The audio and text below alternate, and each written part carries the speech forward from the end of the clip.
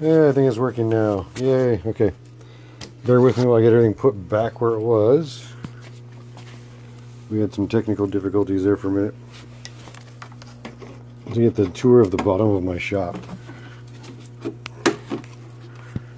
Okay. Hey,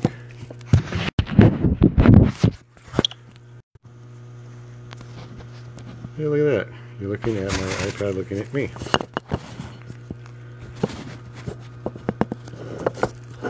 Alright. Hey, there we go, we're back. Alright. Okay. Yeah, sorry about that. I had some technical difficulties stemming from a power supply issue that caused the whole thing to die. So that was awesome. Anyway, alright, so let's get this all back on track. What you missed basically was nothing a whole lot. Basically, I shot the first couple passes of the white, and oh, there you go. Now I gotta find my video again. Yeah, am I live? I think so. There we go. Okay. Yeah, we're live again. Good deal. Never let your phone battery die while you're shooting a live video. Just forewarning you. Doesn't work out too well for the person shooting video. Alright, so anyway, where were we? We shot the white on the black. This is again the white sealer. Hopefully you got all that part that I was talking about. And I think I need to turn the phone a little bit. Let's see here. Not down, just up. There we go. Let's see here. So we're just going to do basically just setting a white base.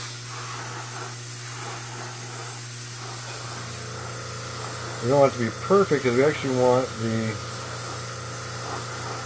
sunset to fill in some of the color, and we don't want it to be a flat, just a flat color.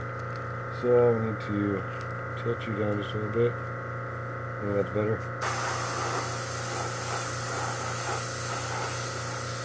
And the sealer is just to kind of get your base down there. Let's see here. I think that's good. And one more. Let's see. Oh yeah, that's good. Okay, yes, definitely operator error. What's up, bully? Miss you too, brother. Hope you're doing well. I even broke out my little cleaning station so I don't have to go down to the bucket while I'm talking to you guys. Alright. A little bit of reducer. Now when you're cleaning, shoot your water reducer. If you're using acrylics, you'd be using water to clean out. Just swirl around there a little bit, put your finger over it again, and just backflow it. Because when you do this, it sends the air back this way. And what that does is anything that's on the needle, it kind of helps clean off. A little trick if I haven't heard me talk about that before. And there we go. I don't like these things because look at the mess it makes. Now I gotta get a paper towel.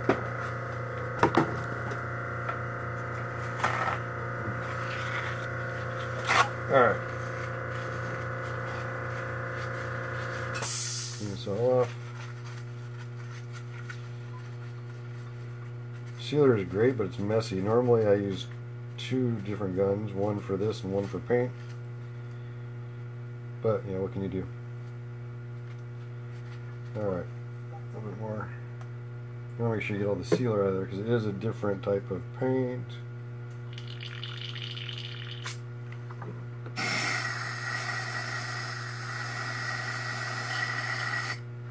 There we go, closer. Alright, so now we go to the fun part. Now we're going to use the regular white. So we got our base down. It's nice and gray out there. I'm going to turn this a little bit so you can see it a little bit better. Yeah, we had like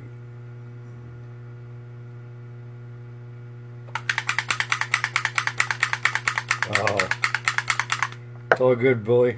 You're one of the good ones. He'll take care of you. Just keep your chin up, buddy. Alright, so same thing with the mixing on this. And just acrylics too. I mean, if you do this, you mix acrylics in here, in your gun, you know, drop the water in first. And now this is where we bring in the balancing clear. You only need like 10%, so like 1 or 2 drops. And it changes that from a water-based paint to a water-based urethane. This is why you should have a cap on, but it's easier and faster when I'm doing this to not have a cap on. But you can see it's pretty fluid in there.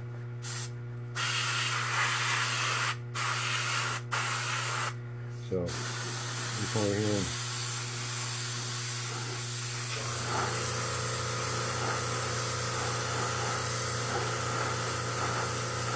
as you can see with having that base down there, the white is covering up a lot better, a lot faster. And you don't have to worry about it whether it's going to stick or not because the sealer's not going anywhere. Now with white, something about the color white, whether it's acrylics or Periotex or anything else, you get a lot of tip dry. So take the needle cap off and just grab that, you know, clean that needle off real quick. If you notice it's spitting or not shooting out as efficiently as it was. This is just a quick white base. Just set my background color. So we'll be shooting a lot of white later on. We're doing, let's check up here. So you can kind of see how it's fading up into the black. We can come in and clean that up and make it a little bit, you know, fade it out even more with the color later on. You don't want that lifting up too much, so we can actually move those magnets down. Or I guess move a piece up since they're stuck to the easel. Or maybe not. So we'll just hold it down.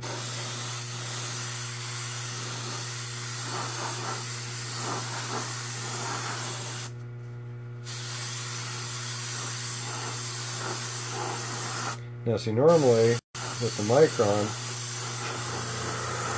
one of the benefits to it is it has a MAC valve down on the bottom, right here. This is for air adjustment. You can actually adjust your air at the gun and not have to go back and forth to the compressor when you're changing, you know, different thicknesses of paint or whatever.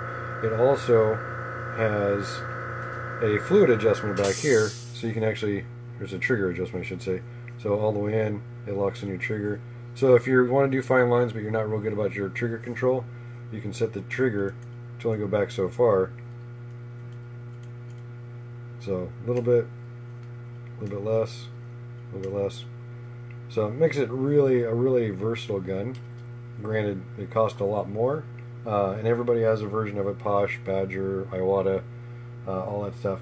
But they're worth the extra money if you're going to get into detail painting later on, because this one will set a line that is about the thickness of a freshly sharpened pencil if you get the air mixture and the control correct. It'll do some really amazing stuff. Whereas, you know, the Revolution, great gun, the Neo, you know, great gun, but they've got a 0.5 needle, whereas that's got a 0.2 millimeters, and so they can't get down as fine as that one can. But that one will actually, if you open it up, it'll shoot a pretty good spray. So it's a good all-around gun. Most automotive airbrush painters have a version of that, whether it's Iwata or Badger or whatever the case may be. So I'm just getting this white on here. Like I said, it doesn't have to be super white yet. You run out of paint, because there's going to be a lot more color in here. And just clean this up. Now I'm going to set my indication line for the stencil, just so I know where the cat's going to be. Doesn't have to be perfect. And we'll actually set it a little bit lower than where the cat really will be, so that way when we do the cat, I'm going to clean that better because it's still got sealer in there. Give me 1 second.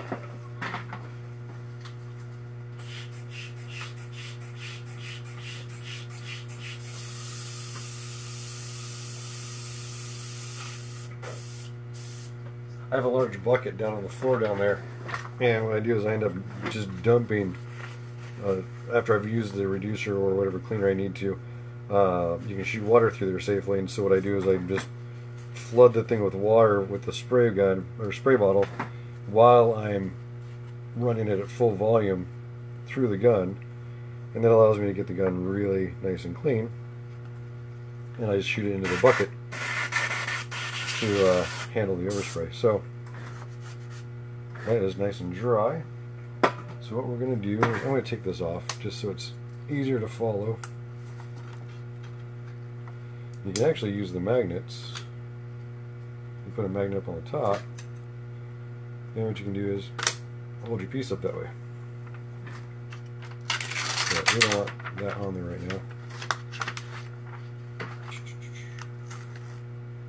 So you can see it's not a hard line, it's got a little bit of a fade. That'll make it really easy to fade in there later on when we use some actual color. So just using rare earth magnets, if you stack them they get stronger, so you stack a couple up there, bink, it's not going anywhere. And now you're not on this lip, so you can shoot all the way to the edge. I keep a couple of binder clips handy so I can hold stencils and things like that. A couple other magnets. But since this is going to be our positive, okay, that's where our cat's going to be, what we can do, we can kind of get an idea, and again I mentioned earlier, I use Delrin for the stencil rather than hard paper because that allows me to see through and get an idea of positioning. So if I want the cat further over, if I want him over here, I can make that adjustment. But I'm just going to shoot really faint, like super faint. We're going to wash out the black almost completely, like literally like 5-10 drops of reducer to 1 drop of paint, just enough to give us a ghost line that we can cover up easily, but will tell us where we want our important parts of the sunset to be. And this is something you can kind of do this with acrylics.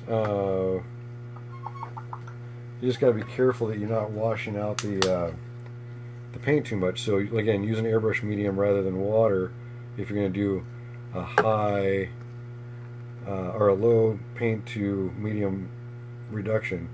So like literally I've got like 1 drop of paint, 2, 3, 4, 5, like 10.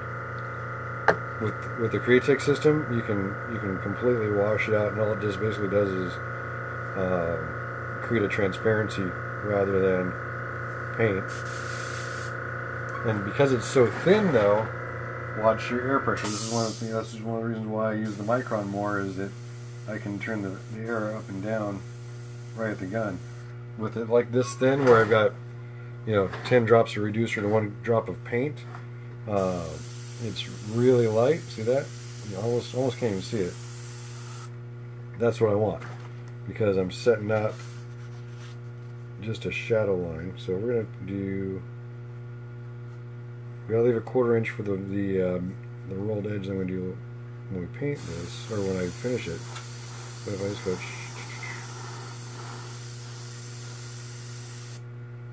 real quick, hold that.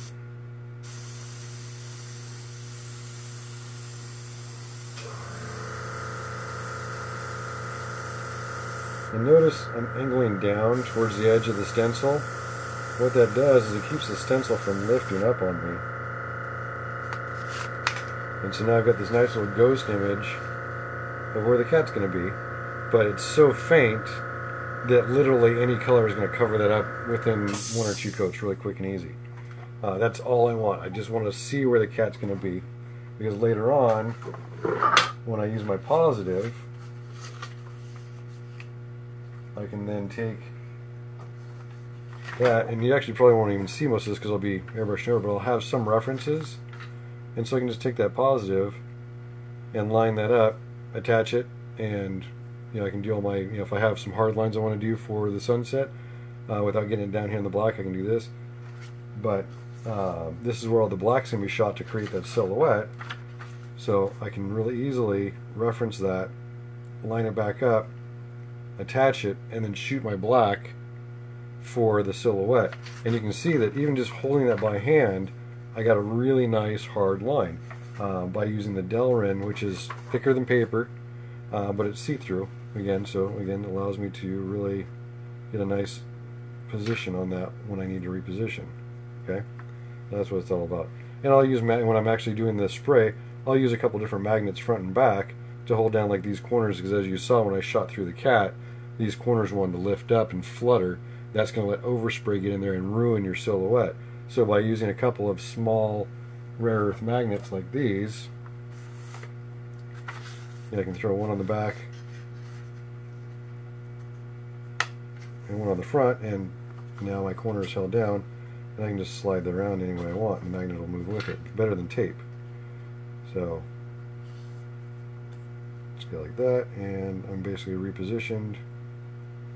Throw a couple more magnets up there, and I can shoot that hands-free. So another little trick. Magnets are great things to have. You can buy like a bottle of 10 of these little things at Harbor Freight for like $5. Totally worth the trip and the money. Because I keep like 20 of them around and I use them for this all the time. Alright, so now we've got our silhouette set. We know where that's going to be. Now we can take our reference photos, which I did earlier. And the client asked for, the bike is burgundy, so we're doing a combination of reds and golds, because cat's eyes are typically gold. You fell down. Don't fall down. You drunk? Stop. Alright. So the client wanted reds and golds, so I printed up something that's got reds and golds. And then I also have one that has the original reference with the silhouette. This is where I got that from, and I cut the stencil out using this. But it's got the nice blues and it's got the clouds. So we use both of these references to create one image, and we'll probably start over here with the sunset here, give some strong reds, and then move that off into like a violet and then a blue spectrum, and then we can add in clouds and dust those with transitional colors. So it just kind of gives it a little bit of life, because you can see on this one here where you've got an orange cloud with a really bright yellow streak running through it, which gives it some great, transition colors between, these oranges and the deep blue up here. And we'll add in some of these puffy clouds, and that's where the Gerald Mendez stencils will come in nice and handy. So all kinds of little stuff. So keep your reference photos handy. It's nice if they're in front of you, because you can just look up and see them and not lose your place as you're working. But whatever you need to do to get your job done. Some people don't use reference photos at all. I'm not that cool. I need them. And there we go. Hey, look at that. We got a couple more people that finally joined. Okay, Matthew, Holly, Millie. Millie's back. Dale, Barbara, Leo. Hey, Leo. You're not even a leather worker, buddy. Alright. So, we got that. Now I'm going to start with getting a little bit more white. Obviously, the brighter the white, the brighter your color is going to be, because your base sets the tone for your forward color. So if I were to shoot like a red over here right now, because it's a gray and kind of a bluish gray, since it's white over black, that's going to turn my reds into violets. So I want to strengthen up that white area a little bit, and I can do that without the stencil. So let's turn you back so you can see.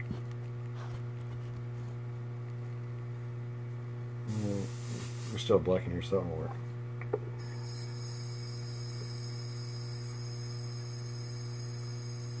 What's also nice about being able to over-reduce the colors is, look how clean that is already. It's like, can take no reducer to clean that up.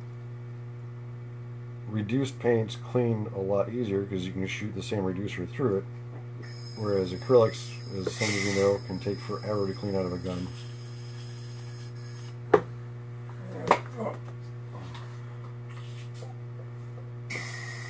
Water. So once you do your reducer, you can use water. Works just fine because they are water-based paints. Now clean it out. Dry off your tips. And we're going to throw some white in there. There's also, so in the line too, you've got regular white, and then you've got illustration. Illustration is basically the exact same paint, but it comes in a thinner medium mix. It's not as it's more fluid, what I'm trying to say. So you don't really need the reducer.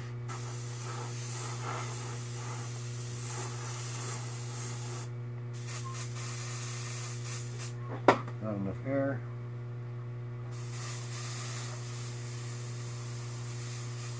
There we go. We're just going to brighten up this white. Now that we've got our transition, or our guidelines for the cat. Just want to kind of keep that in. We can overshoot it because we're not, it's not important right now. That's just to kind of give us an idea of where things need to go.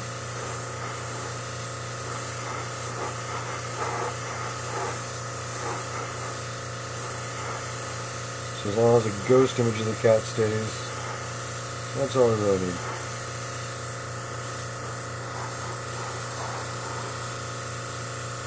I want to cover him up though, poor cat.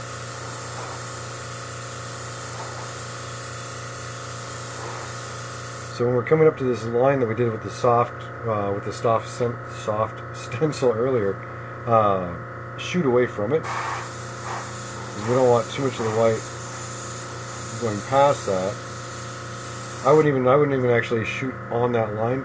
Shoot like a 1/4 inch below that line, and that way you're keeping your overspray from heading up that direction and traveling too far into the black.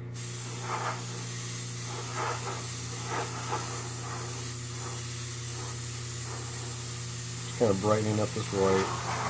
White is the worst about traveling across the surface, especially when you're working on black leather, because as you can see, yeah, I'm already about right here, which is fine because I'm going to transition some of the other colors into there later on, and this is probably the last time I'm going to use full strength white on this piece.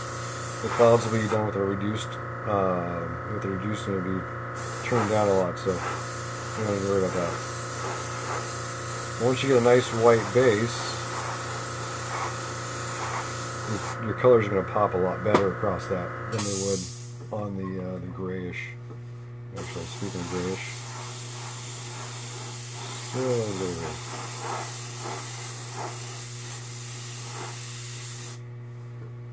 yeah, it took like what, a half an hour to just put white down. Gotta love technology issues.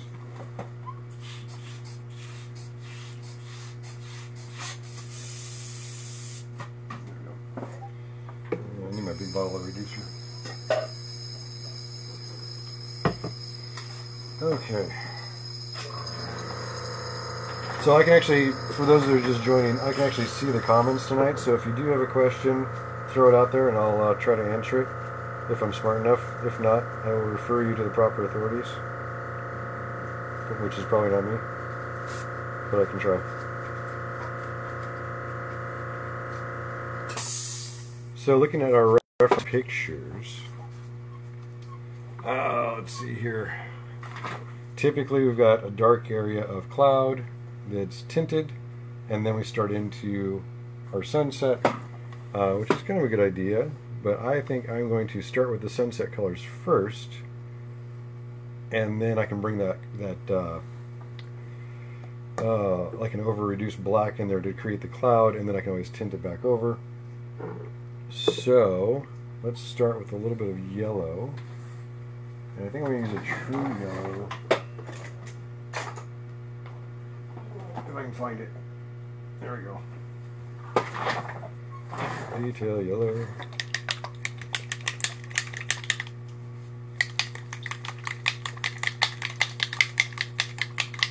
And as I'm staring off in the distance shaking paint, I'm actually just looking at my reference photos trying to figure out where I want things. So this is not planned out. This is just going to be an impromptu freehand sunset. Make it a little bit more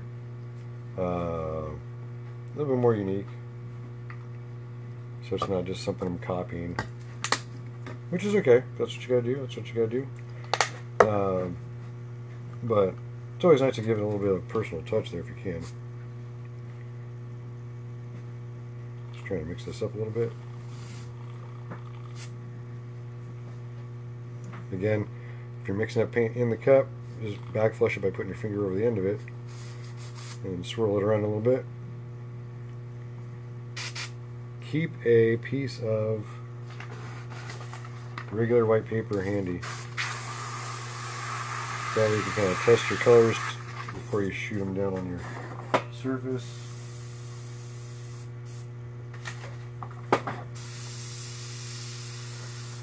There we go. Yeah, let's see here. Let's just kind of kick in.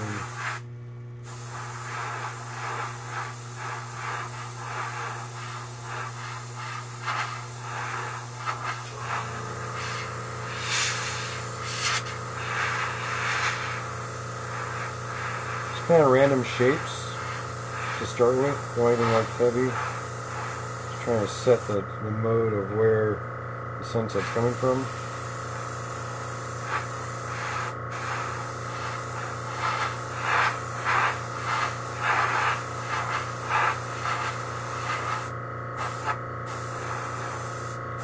We'll come back over that with some oranges and stuff. A little bit of yellow up here. And this is where we're going to start bringing in like different kind of stencils. If you want to get shapes that are not just standard blobs like that, you can come in and, you know, they're like, this is the Gerald Mendez FX stencils. You just pop it over like that. Just walk it. Get some different tones in there. And now with the colors, what you can do is as you get darker, since you're covering them darker, you don't need to worry about what's in the cup already. So you can just empty out most of what's in there and then dump in your next color. Don't need to worry about cleaning it out because we're stepping up colors. Now since I'm kind of thinking I want to go with candies on this rather than hard paints, I am going to clean this up, at least most of it.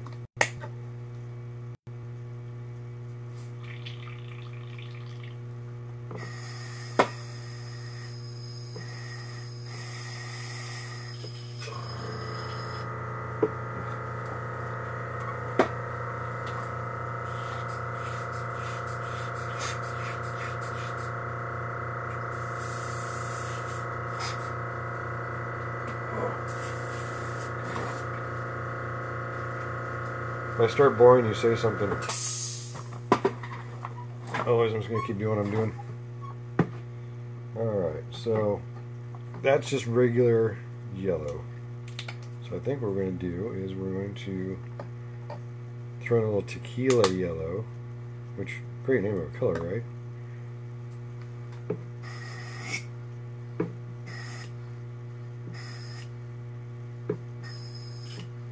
Just a little in there. Now normally with candies, if you're doing like a really big candy job, candy paint, then what you're going to do is you're actually going to cook the candies a little bit by adding the 40-30, and we'll go over this in a different class, but you would actually mix them in a cup, let them sit for about 5 minutes before you shoot them, and it doesn't have to be just 5 minutes, it can be longer than that. You can see here it's more of like an orangey yellow.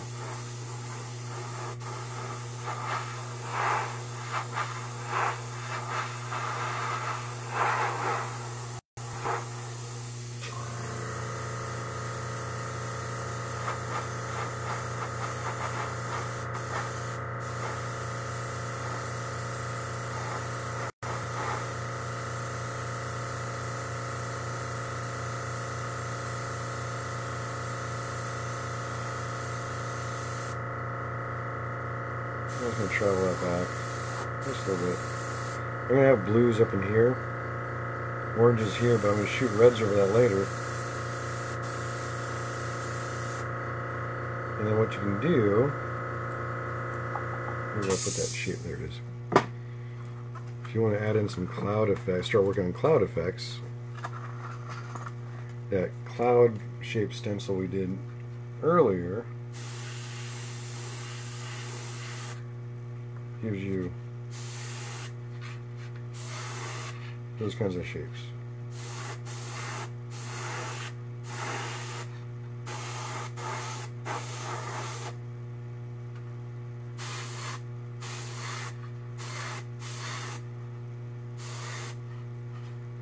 And if you just keep overlapping, it starts to give you that build up there.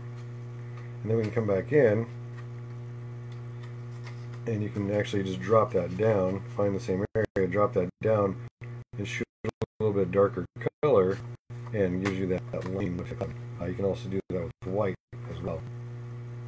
Can you see that okay? Tell me if you can see the paint okay. I can't tell what you guys can see with that. That is if anybody's watching. I think there's like 3 people watching. I'm so popular. It's fun. Alright, so we'll dump that out of there. Grab some of the red. I think it's because of the late hour. It's like 9 o'clock here, so it's going to be like 11 o'clock for you people. Let's see here. 11, 12 o'clock. It's the price of education. So, I just did the yellows and the orange, a little bit of red here. I thinned it out.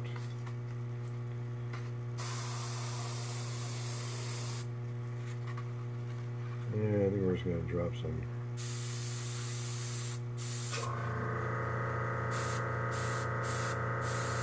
But you can see how strong that red is compared to the orange.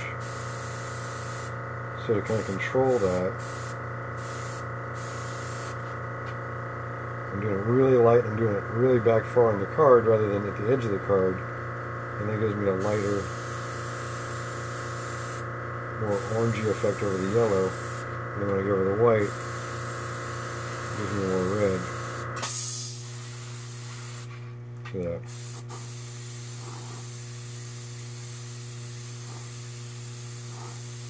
Now we can fade that just simply by working in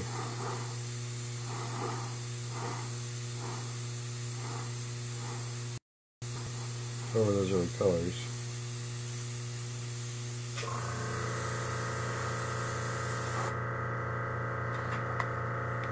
Oh, no problem, Jeremy. I'm glad somebody's liking it. But you can see how as I shoot, the candy is nice because the candy builds. Unlike an acrylic paint, it's basically one shot, you're at your color. With candy colors, you're shooting over white, and you're basically building up on it. So every time I make a pass, I set that line really faint when I first shot it, but now as I shoot the next pass of candy, watch how it starts to darken up. Even though it's orange, that red stays darker there. See that? And now I'm getting multiple transitions of yellow, red, and orange.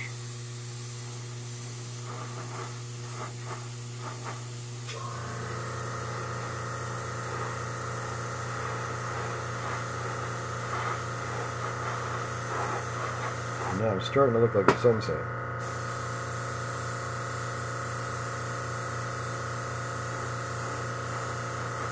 Now we'll get a little tricky later on. What we'll do is with these same areas that we did the red and the yellow, is we'll come back over and set a little bit of white over that, and that's where I was talking about the silver lining thing. So now we'll take the red out, and watch as that overspray line disappears, because you know what? Black is transparent. If black's not transparent. The candies are transparent. If you put black underneath a stained glass window, what are you going to see? You're going to see black. If you put white under it, you're going to see red or yellow or whatever the case may be. So as you're shooting the candies, you'll notice that it very gently starts to, it tints that white that's on there, that overspray, and then as I get further back, look at that, no color, just black. And when I shoot the clear coat on top of that, it makes the black jump out. You won't see the red at all. So that's the one of the nice thing about using a true aniline dye based transparent candy, is working against black, especially against black. I do a lot of black, so I can, it works really well for me. But if you're working on browns, it doesn't work out quite so well. But you can see where you could actually lay down, say, a black centerpiece on a black binder or folder or whatever like that. Do your painting on that, and you'll get the same effects there. Or if you're just not even, not even painting on leather, maybe you're painting on paper, canvas. Same thing, cars. Whatever color is underneath the candy, it's going to pull through. So if you shoot a red candy over blue paint, it's going to turn purple. It's just, that's the nice benefit of using truly transparent, not translucent, but transparent. These are completely transparent. If you let this candy paint sit in a jar for about a week and you come back, you will come back to a hard Jolly Rancher looking type block of paint. It's completely see-through. It looks like stained glass. It's awesome. Alright, so now we've got the orange and the red and the blues. Let's see, we need some blue in there. Now I'm not doing my colors hard yet because I'm also going to do some transitions. Like I need some purples in there, I need some more gold. I need to add some more white back in.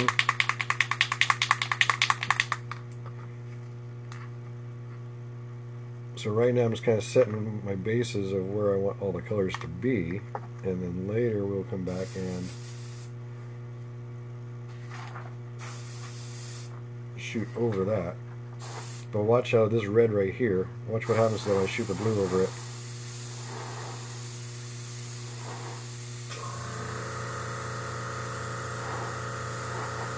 It's not blue, it's not red, it's violet. So we got nice blue over where the white was, and anywhere it starts to touch the red,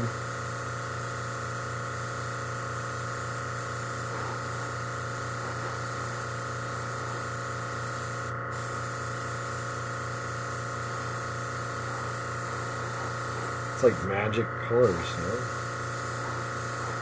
With candy you can build them too. If you want a darker blue, you just simply shoot some more blue over it.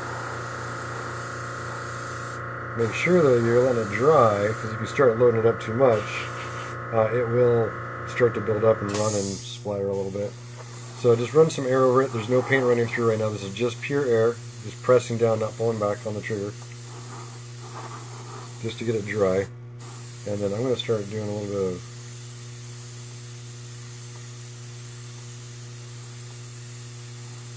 really, really light passes, just a hint at that purple. And then over here, almost turning green, so we don't want green in the sunset, so we're not going to shoot too much blue over that yellow. I just wanted to kind of get a blue tint in there. But I do want a little bit of blue there, so we got to find out where. Oh yeah, and that's the other thing too, is with candies, if you don't have anything over it, don't scratch it with your stencil. I didn't realize the corner of the stencil was bent down. Bend the corners up. That's why you want to float them, actually. If you can, just float it over there. So let's see here. That looks like that's that. So we'll drop that down just a little bit.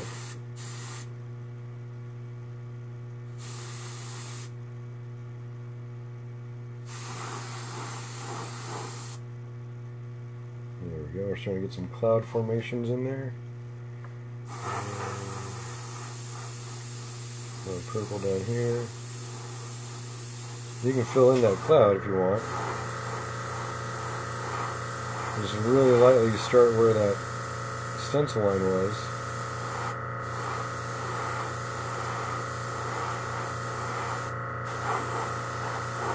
And that's how you get that look of one cloud behind another, is just by layering it up like that.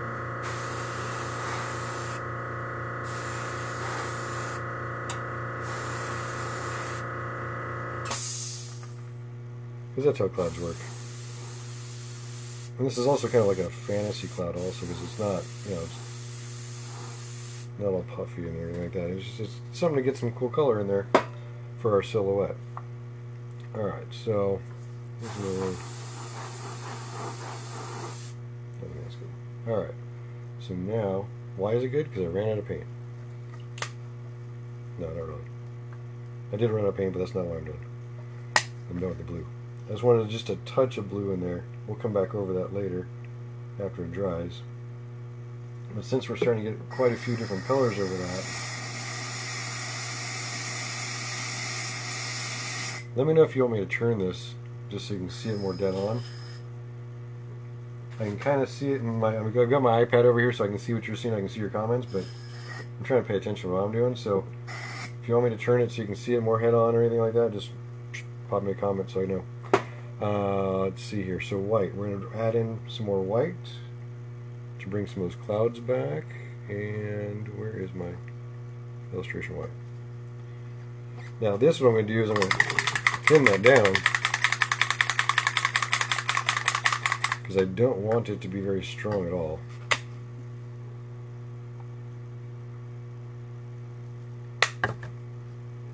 And, oh, hey, Pat and Dan just joined us. How are you two doing?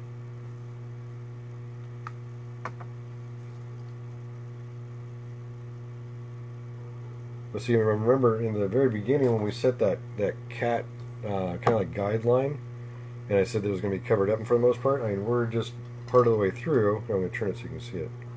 But you can kind of still see the placement of that cat. So I still know where that cat is, but any one of these colors will very quickly and very easily clean that up. Now, if you noticed, I did a little bit of splatter there when I was mixing this up. And the reducer pop, give me some dots. Those are okay. If I'd gotten any more, then I'd have to fix it, but that I can work around, so we're okay. One of my instructors last year told me, he goes, one of the things that is the difference between a good painter and a great painter is the ability to fix your mistakes. So, just like Bob Ross, and everything was, you know, happy little mistake.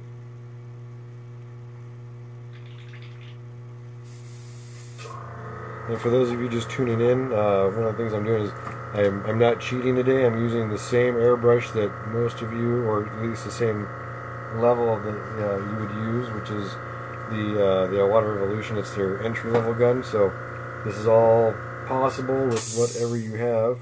It's not I'm not cheating with my cool high-end guns tonight. So this white is seriously reduced, and I'm floating my stencil up over just to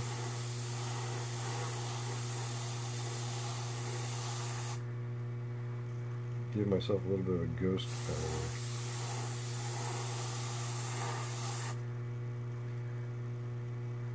A little bit more there.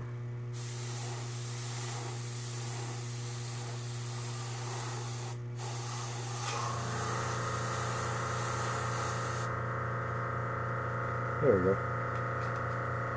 So you can see what I did there is I just kind of brought that white in, give a little bit of transition, and then from there I can actually brighten that up a little bit if I want.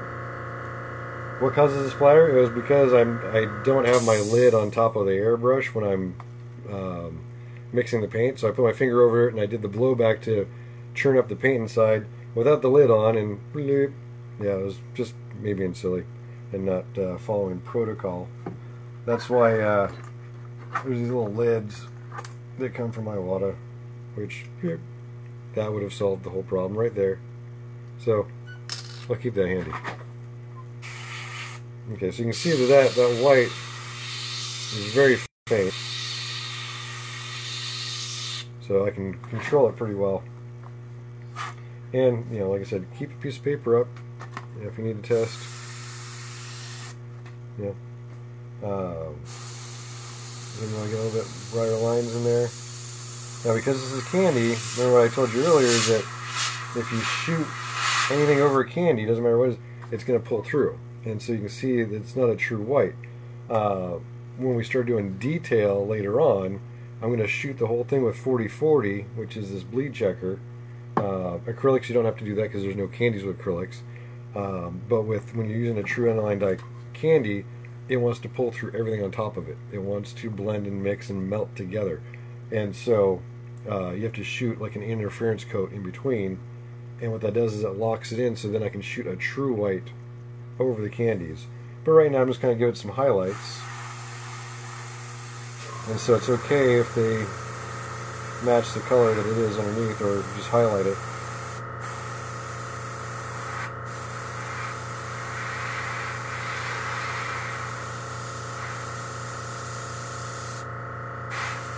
I'm just trying to give it some variation in distance. So even over here on the purple, Watch it turn. Watch the white will turn back to blue.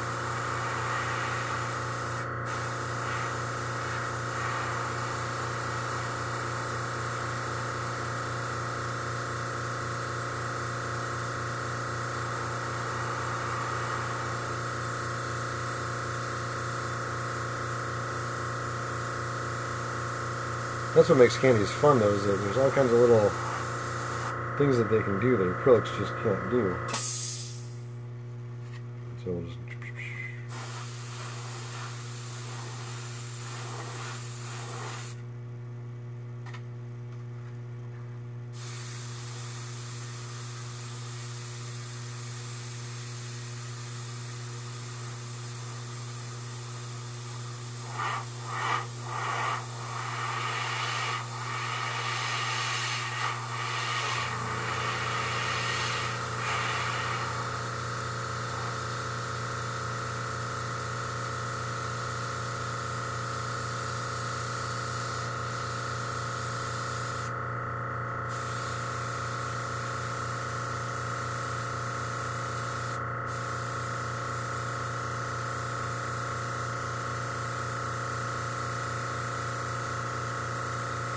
Then you might ask yourself, why am I putting in this white if it's just going to soak up the other colors? It's so that when I do the white, the 40-40 and the white over that, and I position it in the same spot, it's going to give me like 3 levels of color and create, like I said, like that silver lining type of look. Had I been smart when I tore this off, I would have kept the positive, and I could lay that over from this side and actually, shoot another edge that way. But I didn't do that because I wasn't planning on doing that way anyway. But now, if I shoot this white, and I drop another little bit of orange in there, it's going to give me a different colored orange than the orange that was underneath it. Alright, so that's pretty good for that one. Like I said, it's, this is more of a fantasy... it's kind of a mix between a fantasy and a realistic sunset, just to give it a little bit of whimsy, because it is a cat that's going to be checking it out, which looks kind of cool. But I would just feel like with the whole set that we're doing, it needed a little bit of like a more playful background.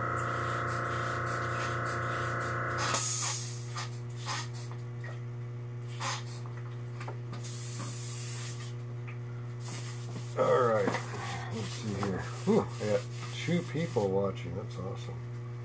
I gotta figure that's probably because it's late.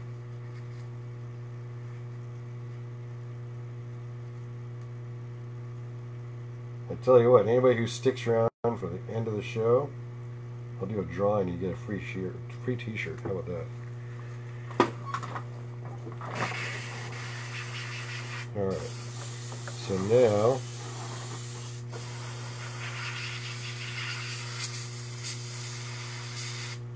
alright, so we're going to shoot the 40-40 through there and lock in those colors because I like that for my base.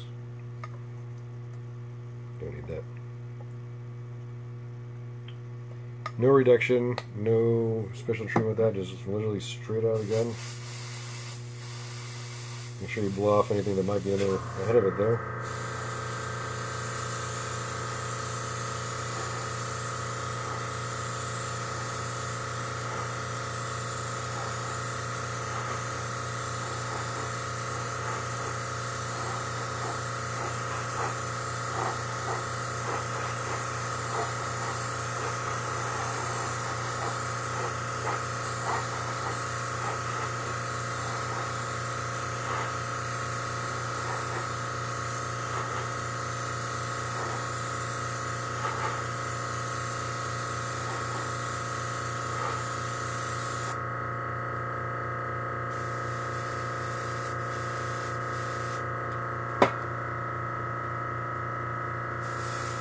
A little bit more air pressure.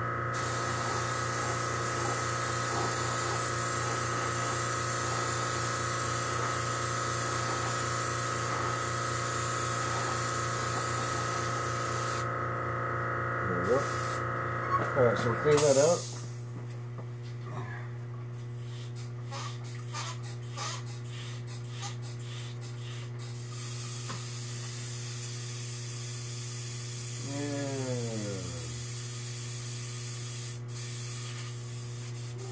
You guys should feel lucky. Usually I work with music, and I know that most of you that might be watching or were watching would not like my music, so I left it off tonight.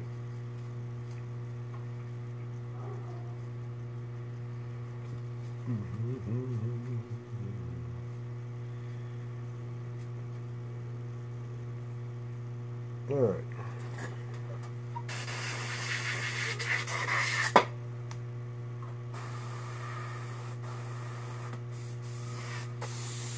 Make sure it's dry. So if the 4040 took, which it should have because it's a really easy application, once it's dry, then we're going to be able to shoot white over it like we were earlier, but this time instead of getting like this eggshell yellow white, we'll actually get white within a coat or two.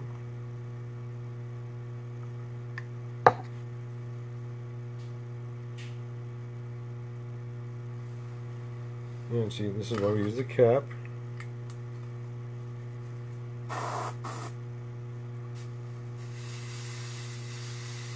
Now you can blow bubbles in there all day long, and they just come out the cap instead of on your piece. There we go. Alright, so now, and you can actually test it since we know this is going to be black down here.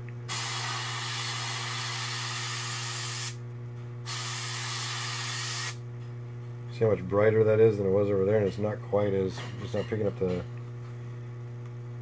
candies as much as it was earlier. I did thin it down quite a bit though, so we'll need to shoot a little bit more.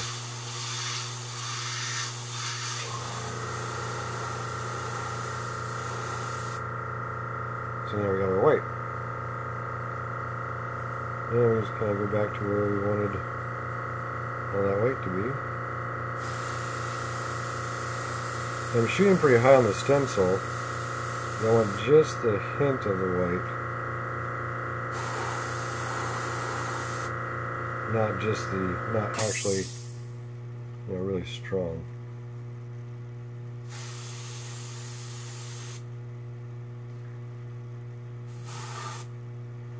And you can stack them up a little bit.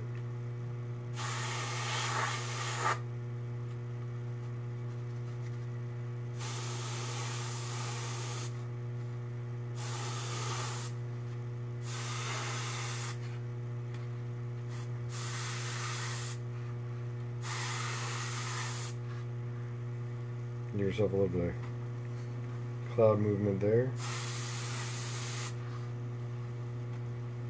Now it's actually starting to look like a sunset.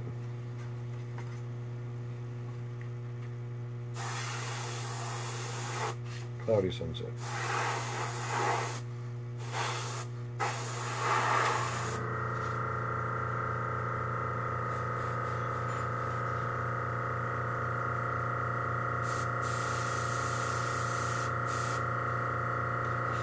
There we go. Bring it over here.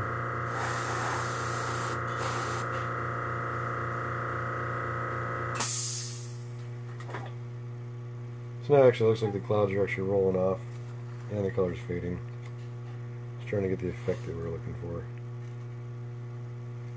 Actually need that one there.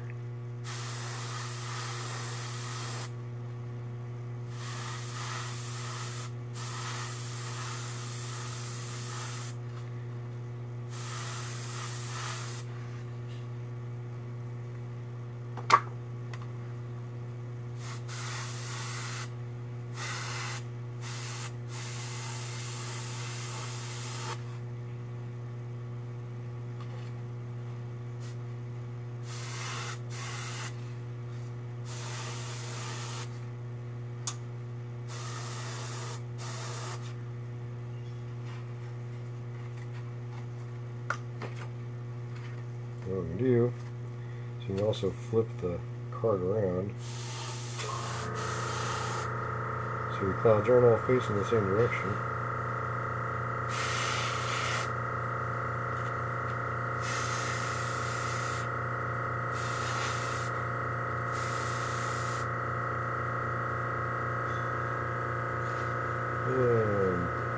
that so you can see it. So what's cool is now that we've got this set and you're starting to see the cloud work come in, the sky coming in, if you look real close, you can actually see the faint outline of the cat that we laid out earlier.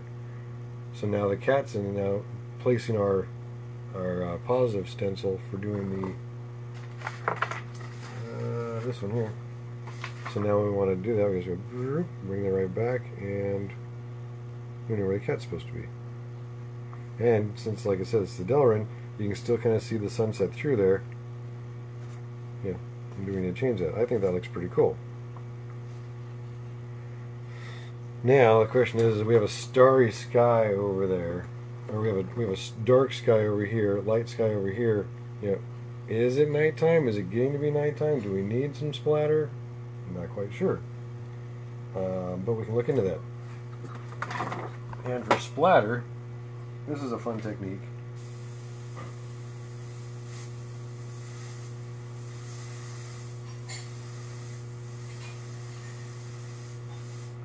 Drop your air pressure as low as you can get it with the gun still. This one actually might not do because I think it's too big of an opening. Yeah, see, it's not really splattering, but what we can do in that case is get yourself a fan brush, dip into the same paint, and I usually, one of the things when I'm working on black and I have like this, I have black construction paper and I do a lot of test stuff on that. But since we don't have that,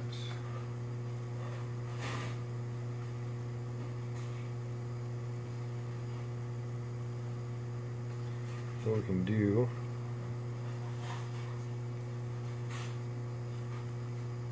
see if this is going to do it for me. This brush is not going to do it for me. I need a thicker, stiffer brush.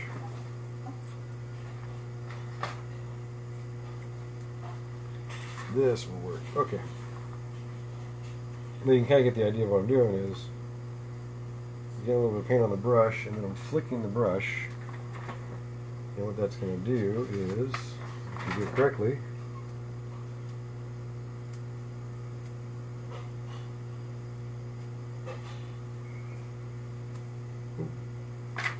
too far. Alright, so now we need a paper towel.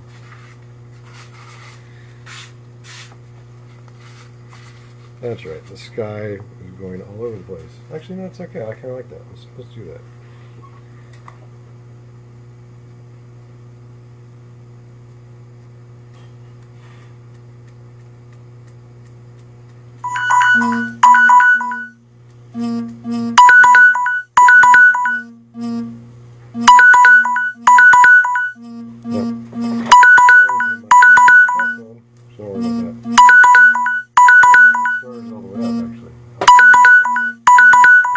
They'll bend around the corner,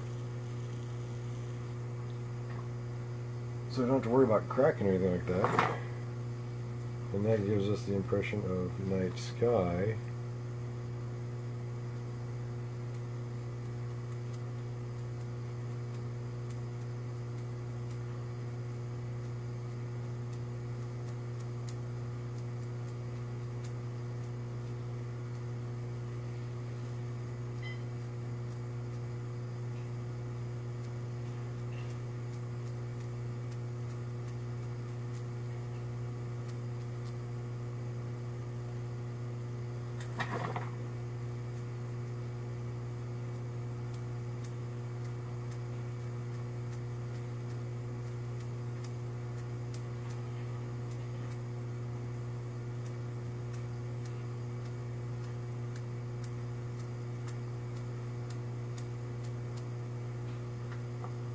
Yeah, it's kind of cool.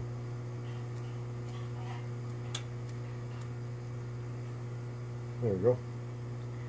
So now we've got our stars. So now it'll transition a little bit better. So we'll have to do a few things in here. Oh, let's see here. Like I said, this is a impromptu fantasy type setting. So you know, these kind of things can add to it.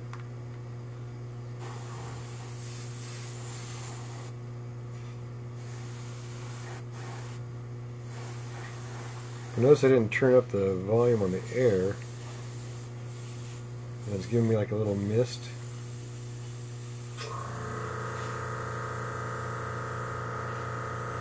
That's going to help me transition.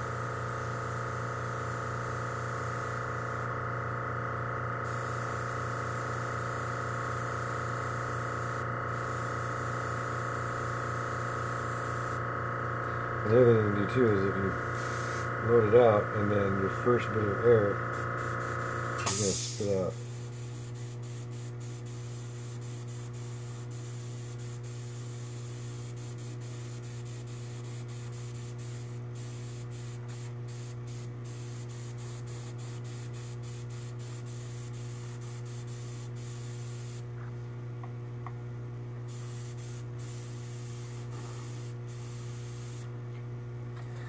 There we go, that's kind of cool. I like that.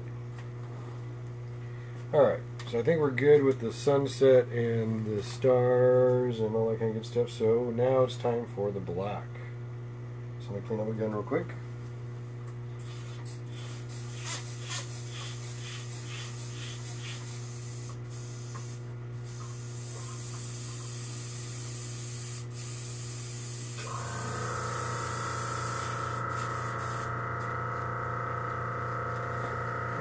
I'm going to turn that so you can see the finer detail of the clouds and all that kind of good stuff.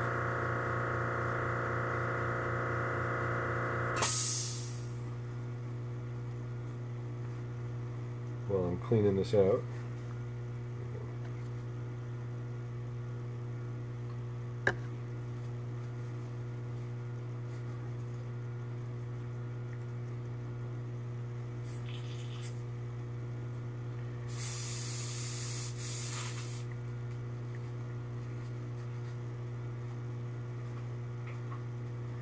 It's almost like the cat's sitting on top of the world looking down instead of sitting on the world looking up into the sky. Kind of like that. And actually it fits the theme even better because the feline in question has passed on, if I remember correctly. So it actually works out that it's a more heavenly type look. Let's see here. So now we come back to this. Make sure there's no errant paint on the back. And using that silhouette overview that we did earlier, we can get him in position. And then using our magnets,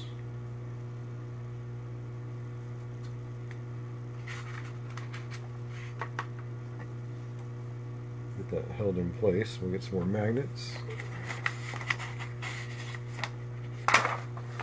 These two little corners here were the ones that give us the most flutter, so they are the important ones to take care of right now. And then we can use some other magnets. Thanks, Jeremy. I like sunset. I like doing sunsets because it's an interpretation thing. You don't have to be perfect with it. I mean, you can have fun with it. It's you know, this is nowhere near, you know, quote unquote realistic looking, but it's pretty cool and it's kind of fun. You know, there's no hard fast rule as to how a sunset has to look if you're claiming artistic freedom, you know. But with the magnets, just make sure that A, you don't grab onto each other, and B, make sure you have enough to hold everything down.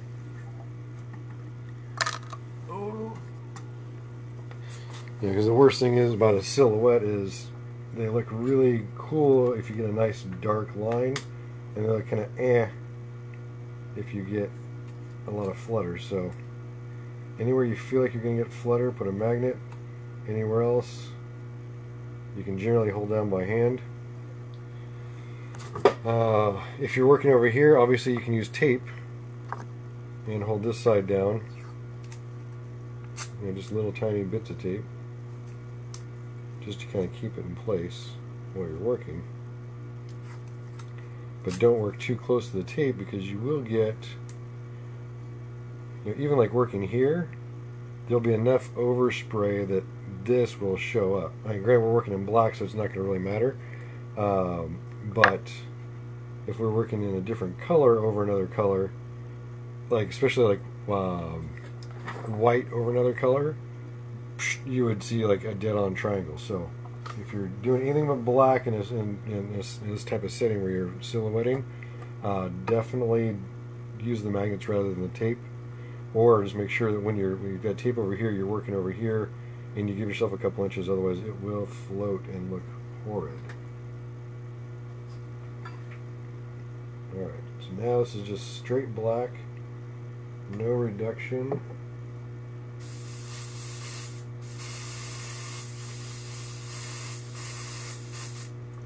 I need to clean my tip. I haven't done that in a little bit. Yeah. Every so often, just take the crayon off and clean off that tip. That's that spitting you're hearing. There's a neat product by Iwata. Actually, anybody who's got an airbrush, spend the $20. Well, there's only 4 of you online, so spend the $20. Iwata makes a cleaning kit. Most of the stuff in here you can get just randomly, but it's nice and easy because it's in here, and they include a couple cool little things. One of the most useful things is this tool right here.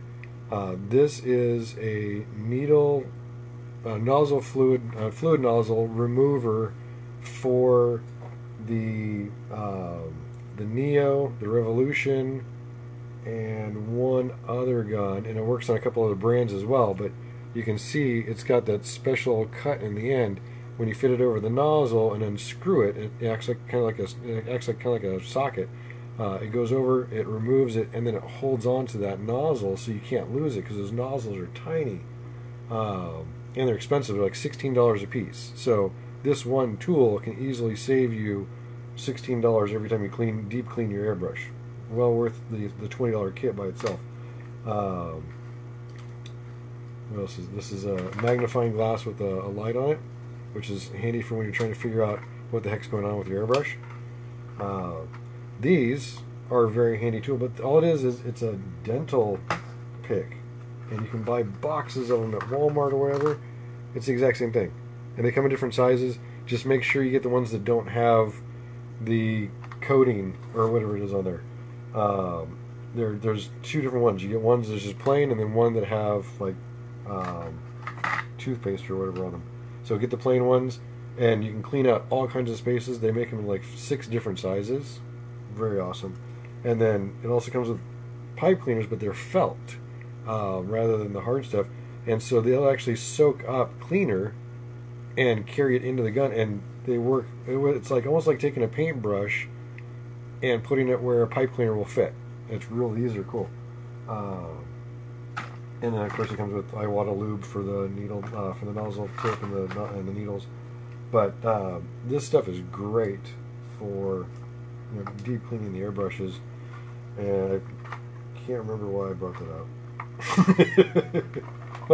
I brought it up for some reason, but I'm getting old and I can't remember now. But anyway, spend the $20. I got them on Amazon. It's well worth it.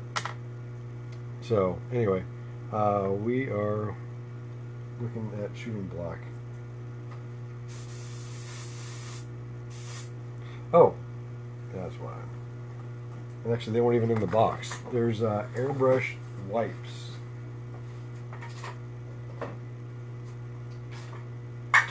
Which, unfortunately, I've lost my package. But they're basically like alcohol wipes, but they're smaller, so they're easier to handle.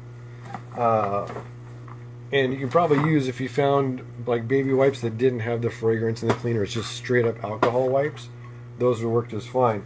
The only problem is though is that the alcohol can't interact with some paints, like alcohol and acrylics don't mix, and it doesn't like the water-based Createx either. The Createx ones actually are infused with the 5618 airbrush cleaner. So they're specifically made for cleaning airbrushes, and they're great because when you're shooting an area like this, and like I said, you need to clean off that tip. If the tip actually ends up being a little bit dirty and just wiping it off with a wet paper towel doesn't work, then you can get one of those wipes and it'll actually clean the tip of the airbrush. So that makes it pretty handy. But just another. All right, so I'm feeling pretty good about this, so I'm going to go for it. Now remember, we're shooting on a stencil, so we're going to shoot down over the edge of the stencil.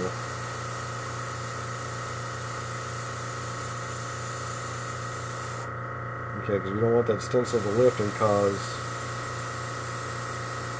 any overspray.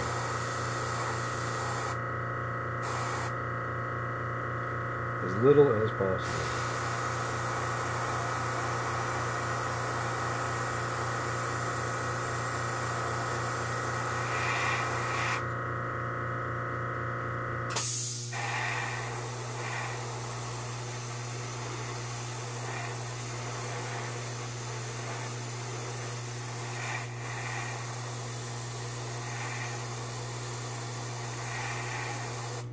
Buy extra magnets if you use them for airbrushing, because they will get paint on them.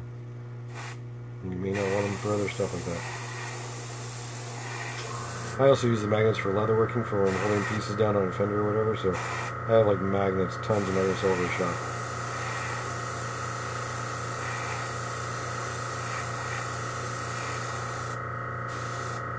So now you can check how your silhouette's doing by lifting that up, and that's pretty good.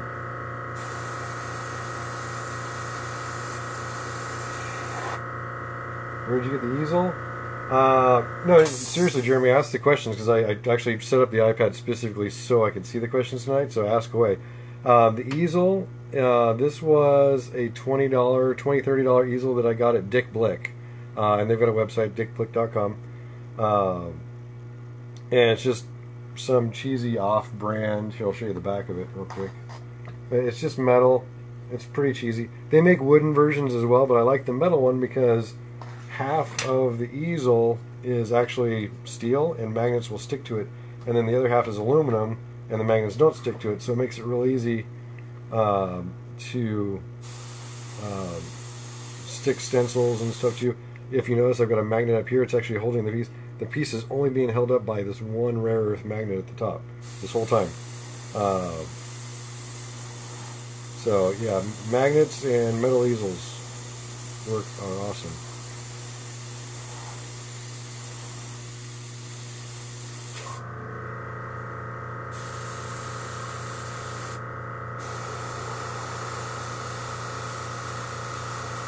So you can notice I'm loading from this one edge. I'm trying to come in either straight in so that I don't lift that other side. Now the nice thing with the silhouette is technically this cat's standing on a hill.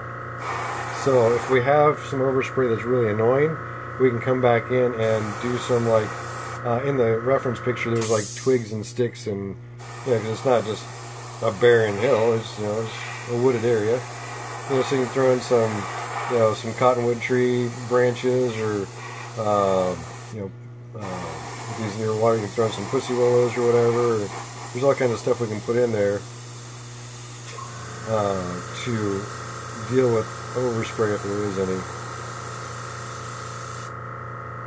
Just trying to make sure we got the black nice and solid.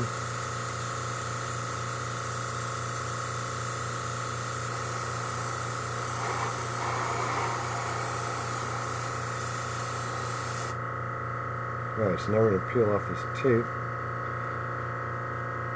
As we get into that area, and if you notice, the stencil moved a little bit, so we're going to have to straighten that out when we get over there. Always try to get around a corner like this over here before you start peeling up tape and stuff, because that way, if you peel up the tape and it does move, but you don't have a line here yet, then you just simply position it down and you're fine. Nice thing about magnets is I just slip that magnet right over there.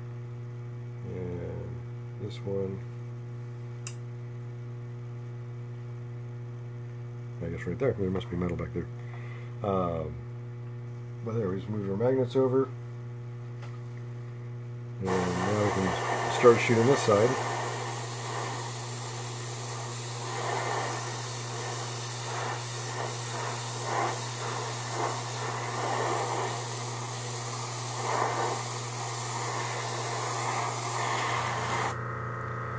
And you know, if you run out of paint, add some more paint.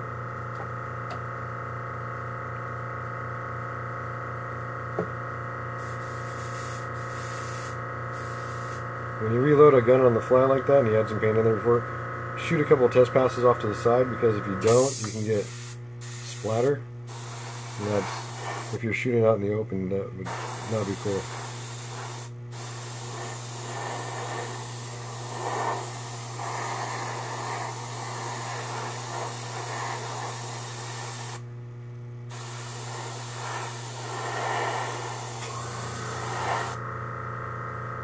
I think, let's see.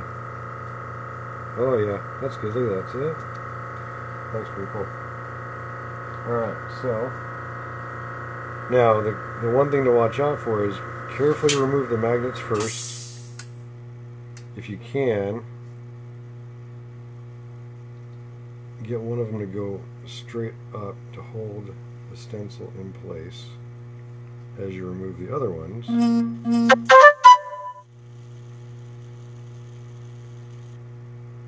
That way you don't end up dragging the stencil across the painted area. And if it's kind of stuck, then take the back one off first, and then the front one just falls off. Yeah, look at that, my mom stopped by. Hey Mom. And now we, cool little cat checking out the sunset. Bam, look at that. And I'll turn that over.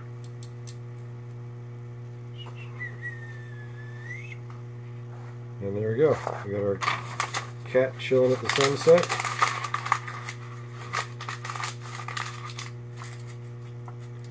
So now what I'll do is just do a little bit of freehand type stuff, just to give it a little bit of personality.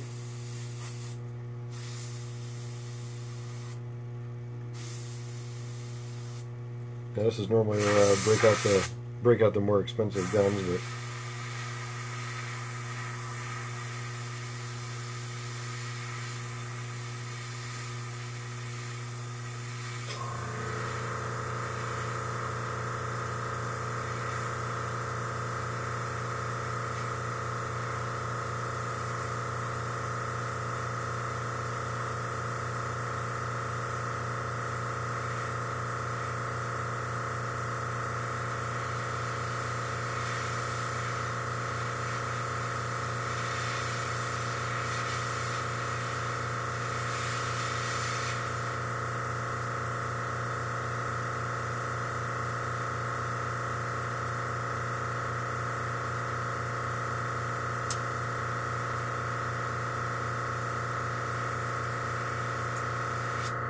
now, if you start to hear a pop, clean your tip. That means you're getting tip dry. That's okay. It happens. It's, you know, that's what paint does, is going through air. So.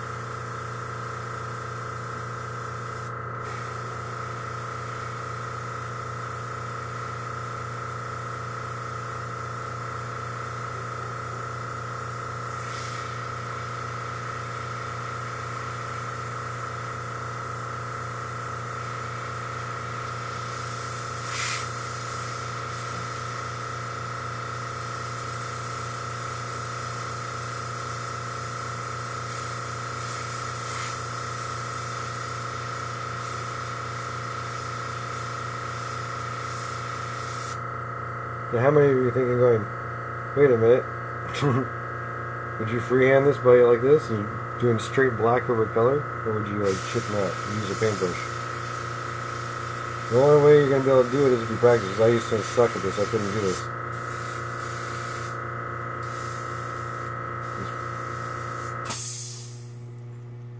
You get a lot neater, a lot more fun result if you do it freehand.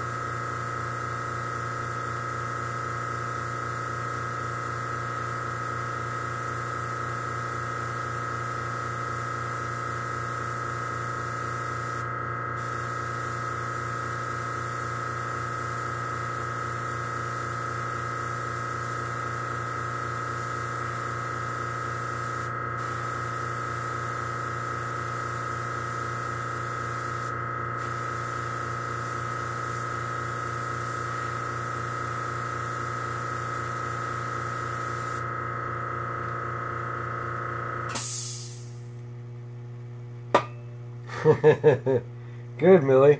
That's what this is all about. And you can see it didn't take a whole lot of, crazy skills or techniques. It's just, planning ahead with your stencils. So you got to cut your stencils out.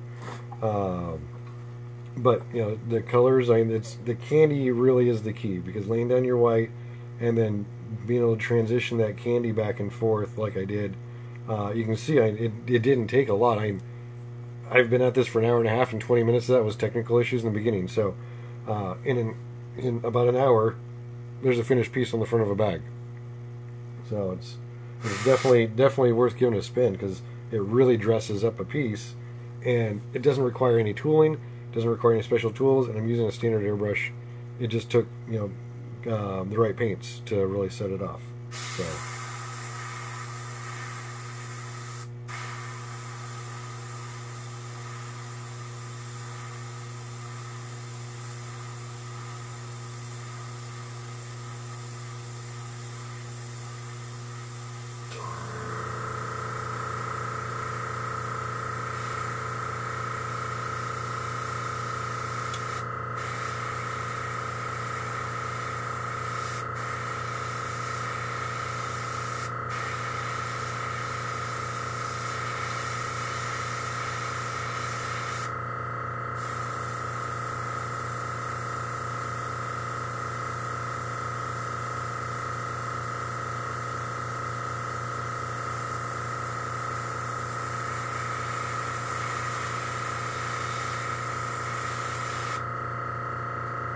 No, actually, this is the 0.5 millimeter standard tip that comes on the Revolution. You can change it. If for my preference, I'd be working with either the Eclipse with the 0.3 nozzle, which is the little bit higher end gun. So this is the Eclipse. I feel like they're pretty close to being identical as far as the gun goes. This one, the Eclipse has higher tolerances on the inside of the barrels, so it seats nicer. And the tip is a 0.3 millimeter, so it's more precise. And then the Micron has a 0.2 millimeter, and it's super precise. The fit on everything, the fit and finish on that is so tight and smooth. And it's got the regulator and the the trigger, whatchamacallit, the trigger adjustment. So that one's a lot more expensive. I got that from a buddy, and it was still $300. If you were to buy it in a store, you're looking at like $550 for the Micron. Whereas the Eclipse is $150 at Coast Airbrush, and they give free shipping. The Revolution usually runs about $75 to $90, and then the Neo, which is almost the same as this, but it's a little bit sloppier. That's a total entry level gun. That one you can pick up for as low as $50 on Amazon. Same size needle, same control, but the beauty of the Neo is it has interchangeable cups, and so you can actually get a shorter cup and put less paint in. Because like I'm barely using paint inside this gun, so the smaller cup on the Neo is really nice and handy to have. But all in all, if I had to pick out of all those guns my one gun, I'd go with the Eclipse, because it's the all-around workhorse, and it's only $150, so you can afford to buy, one or two over time, and be able to shoot like your candies out of one and your blacks and solids out of another. And then I save my Revolution for finishes usually.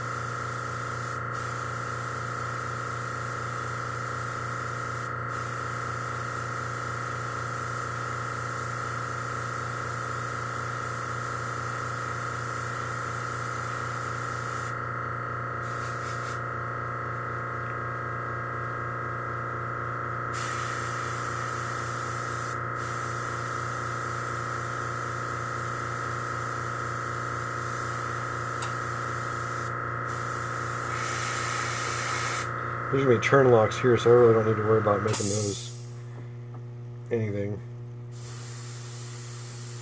I'm just trying to break up the surface so it's not so straight, you know?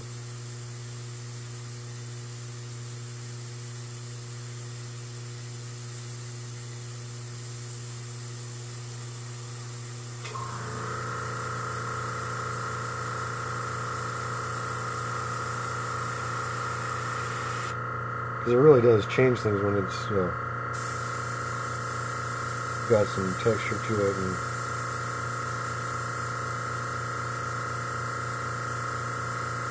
basically like grass or something like that. Because how many hills do you know that are like a perfectly straight line across like that?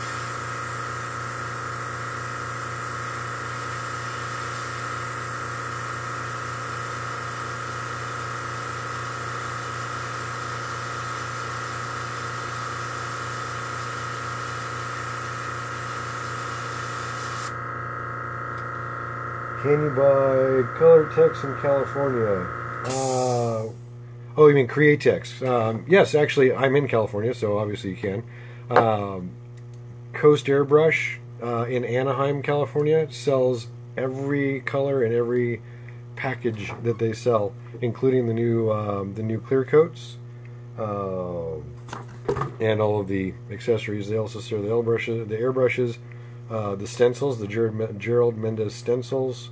They have everything you need, and it's a brick and mortar shop, so you can actually go in on a Saturday and just completely drool over everything in there. And they do a symposium in April, and they have random classes throughout the year, so it's a great place. Coast Airbrush in California, in Anaheim.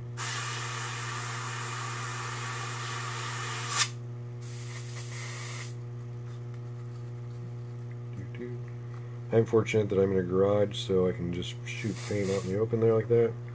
If you're in your living room, you might not want to do that.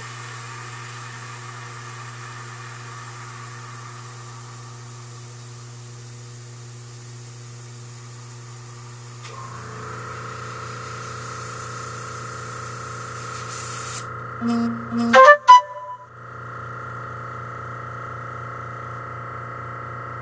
Mom. You know, yeah, I'm thinking I skipped a generation.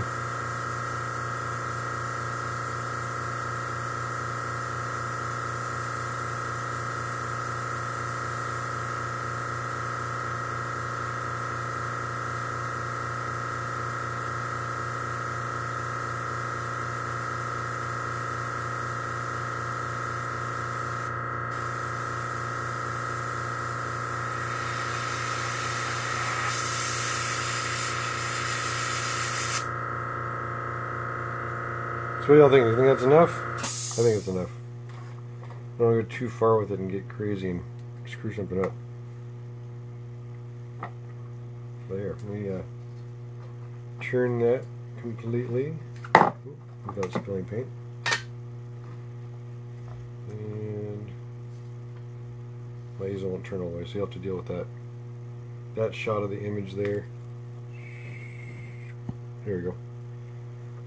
Alright. So I think that is it. Now all that's left is to shoot the clear coat over it, which I will do tomorrow because I'm going to be using, I'm going to cheat on that part.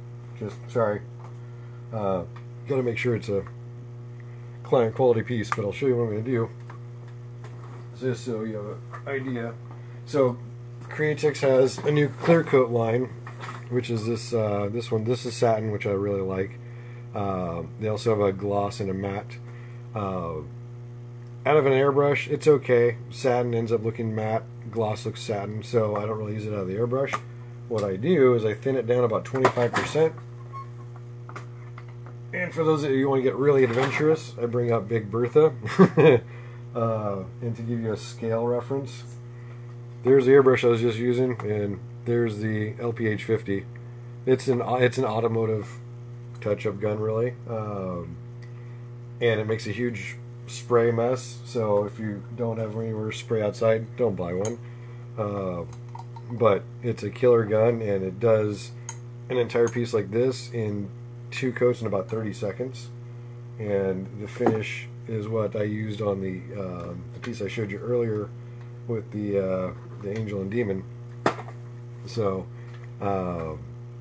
yeah, so I'm going to cheat a little bit, but you can use pretty much any finish. It's a water-based piece, so you can use any water-based finish you want. Resin is okay, but it's not a great paint finish because it's not hardy.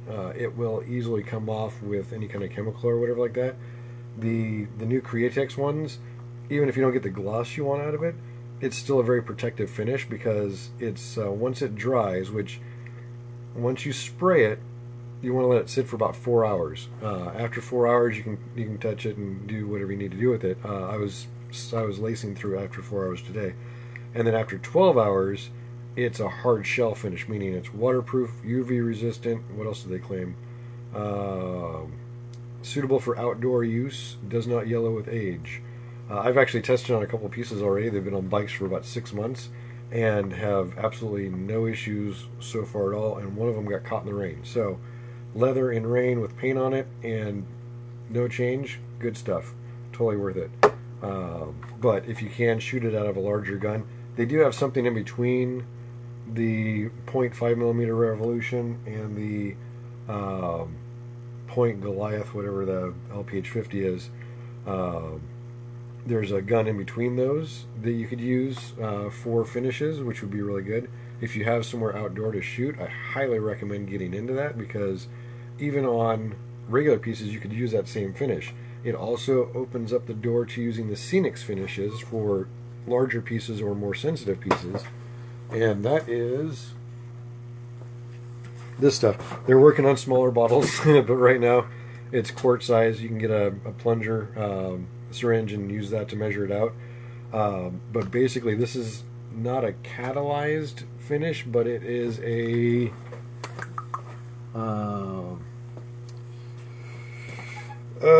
it's called cross-linker, but basically it's almost like mixing Bondo where you have to have an activator, and this activator is 1 part per 100, so very little of the cross-linker is used. But the Scenics finishes and paints were designed for Universal and Disney for use on their theme park attraction murals and things like that that people touch all day long. Createx worked with both parks and designed this finish to specifically resist all the gooey gunk and crap that people have on their hands at a theme park, and kids and food and soda, sunscreen, all that kind of stuff. It's meant to resist all of that. It resists the California standard for chemicals and fire as well. So you can literally put a flammable substance on the surface of this, light it on fire, and as long as it goes out within about 30 seconds, it'll stand up. It's crazy, awesome stuff. And I got samples because Createx likes me. Well, no, I had to test it out for leather. That's why. But no, really good stuff. And on really hardcore projects, I use that. But for regular outdoor use, the less expensive, easier to get, and easier to transport satin and gloss clears are really good. Just make sure you shoot them out of the largest nozzle you have. And if you have a revolution like a 0.5 millimeter, then thin it down a little bit more and increase your air pressure to make sure you're pushing enough material out of there so that you get a good finish on it. But other than that, I think that is it. That was about an hour and a half. And again, I'll turn this for the new people that are tuning in. That's what we ended up with after our piece tonight. So the bag, when it's done, will bend about right here. And this will be the front flap. And then this will be the top and then the back. So, should be a fun piece. I think the client will like it.